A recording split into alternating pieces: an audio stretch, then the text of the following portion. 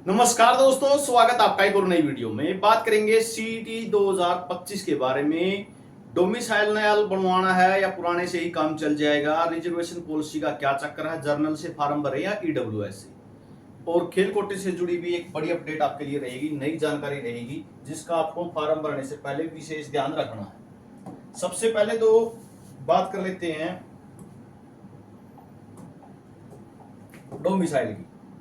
तो डोमिसाइल की अगर बात करें, आपको ये देखना है आपका जो एड्रेस है, ठीक है, आपका जो एड्रेस है अगर वो आपने चेंज किया है, ठीक है, अगर वो चेंज किया तो आपको नया बनवाना है।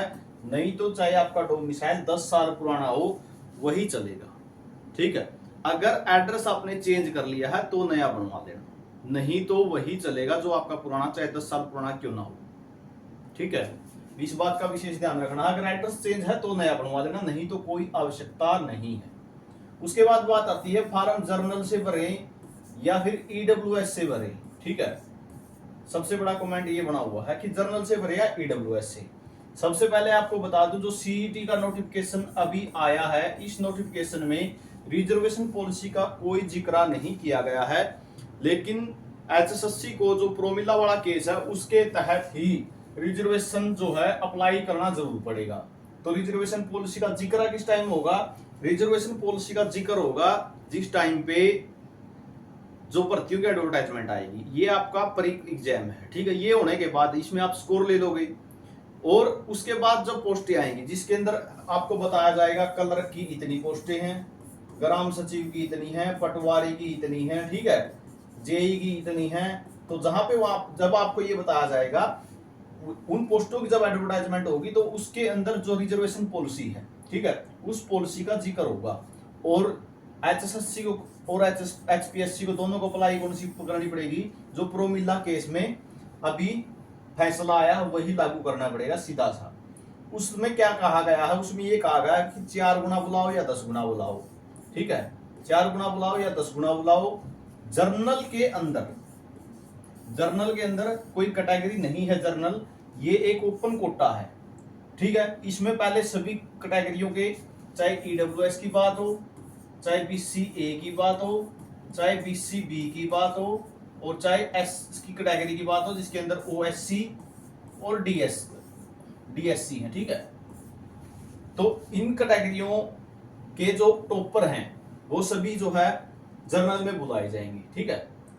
इन सभी कैटेगरी में जर्नल में बुलाए जाएंगे। उसके बाद इनके जो बच गए वो बुलाए जाएंगे 10-10 गुना, ठीक है। प्रोमिला केस का ऑर्डर यही कहता है, ठीक है। यानी जर्नल की कट ऑफ हाई जाना बिल्कुल बनता है। सिंपल है, आपको बता देता हूं, जर्नल की कट ऑफ हाई जाएगी।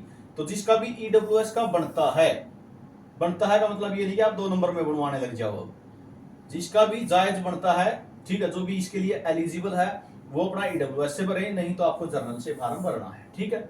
बाकी BCA, BCB, SC, OSC, DSC जो एक्स सर्विसमैन जो भी है अपनी कैटेगरी से भरे, रिजर्व कैटेगरी से भरे। बाकी आप जो अगर ईडब्ल्यूएस का किसी का बनता है जर्नल कैटेगरी में तो आप ईडब्ल्यूएस से अपना फार्म भर सकते हैं, आपको इसका बेनिफिट मिलेगा।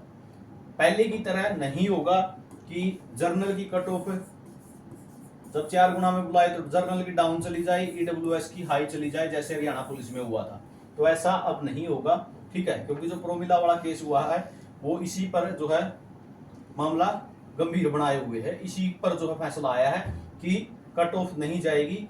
जो जेबीटी भर्ती पे अभी अभी केस हुआ है वो भी प्रोमिला वाली एलपी के बेस पे ही हुआ है कि ईडब्ल्यूएस की आपने 71.25 कैसे कर दी जब जर्नल की 70.3 पे है। तो वो भी इसी के मद्देनजर केस हुआ है, इसी कारण से भर्ती पर सटे हुआ है उस पर भी, ठीक है। तो आपको ईडब्ल्यूएस का बिल्कुल बेनिफिट मिलेगा।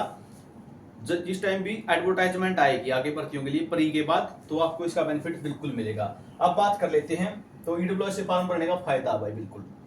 उसके बाद बात कर लेते हैं खेल कोटे की। खेल कोटे वालों के लिए क्या जानकारी है, ठीक है। बहुत से मेरे भाई बहन बहुत गलती करेंगे इस बारे में, तो एक बात का आपको ध्यान रखना, आपका खेल कोटा जो है ये देखना आपको ग्रेडेशन आपकी डी की है या सी की, ठीक है।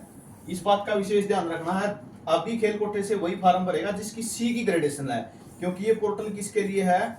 ग्रुप सी के लिए है, ना कि ग्रुप डी की भर्ती के लिए, ठीक है। अगर सी की ग्रेडेशन है तभी आप खेल कोटे से भरना, नहीं तो आपकी जो कैटेगरी है जर्नल है, ईडब्ल्यूएस है, बीसीए है, बीसीबी है, ठीक है, या फिर ओएससी डीएससी जो भी है उससे ही फॉर्म भरना, ताकि आप ग्रुप सी का एग्जाम दे सको।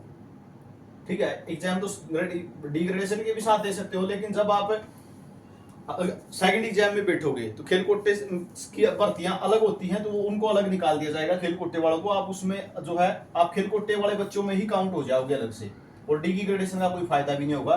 कहने का मतलब क्या है, मेरा कहने का मतलब ये एक ही है कि अगर सी की ग्रेडेशन है तभी लगाना इस फॉर्म में, सीईटी में तभी लगाना। ग्रुप डी के लिए अलग से पोर्टल खोला जाएगा।